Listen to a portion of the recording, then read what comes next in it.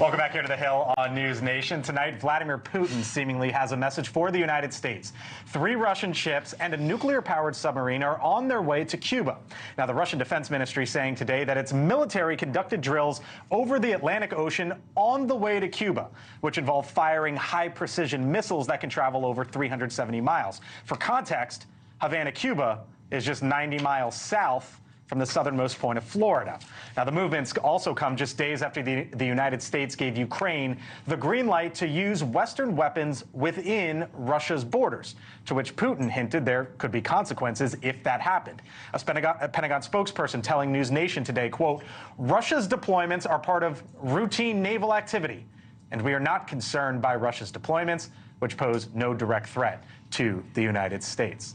Back with us now here on the Hill, the retired 4-star General Wesley Clark, the former Supreme Allied Commander of NATO forces as well. General Clark, great to speak with you again. Thank you for being back with us here on the Hill. So, you know, the Pentagon basically saying no biggie here. I don't know, sir. You tell me. Putin seems like he's trying to send a message. What is it? Well, he is sending a message. I mean, there's no direct threat here. They're not going to attack the United States. Sure, true. It's all part of the sort of a hybrid warfare, bouncing back and forth, showing Russia's strength, showing the fact that they can come into our backyard, so to speak, and sail around with warships. And remember, Russia's very close friends with Venezuela's President Maduro, and Maduro is threatening Guyana.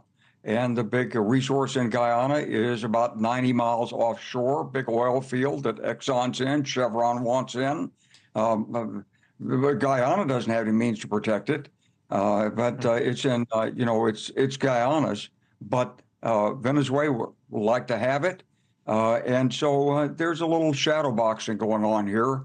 I don't think it's anything that's going to erupt in violence, but does it send a message to the United States and the world? Sure, and that's Putin's intent.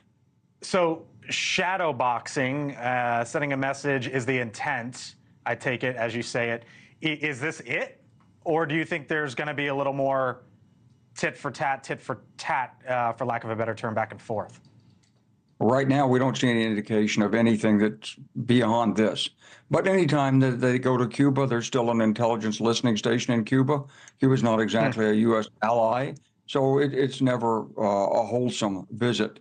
And remember, it also takes a little bit of the focus off what's going on in Ukraine, and that is in America's vital interest. Protecting the international rules-based order is America's vital interest, and that is threatened in Ukraine. And if Russia gets away with conquering Ukraine, China will certainly move in Taiwan. And so this is a part of a distraction. I was looking at the numbers, General, and for our audience, just comparing where we are, the United States compared to Russia. We have about 8 times the budget, the military budget of Russia. When you look at submarines, basically the same aircraft carriers, we have significantly more. Strategic nuclear weapons, though, nearly identical. Is that sort of the equalizer, or is it just that our military is significantly greater than theirs and they don't really pose a serious threat at this point in time? Well, you can't look at the budget because they're not paying their people anything to speak of. And Right. They don't cost things out the same way. So the budget's meaningless. They have a very effective nuclear force. We think it works. They also have tactical nuclear weapons that we don't have. And the White House has just said we're going to have to relook our nuclear weapons policy because China's building up its nuclear supply. So, for 30 years, we've sort of coasted on our nuclear defense and our deterrence.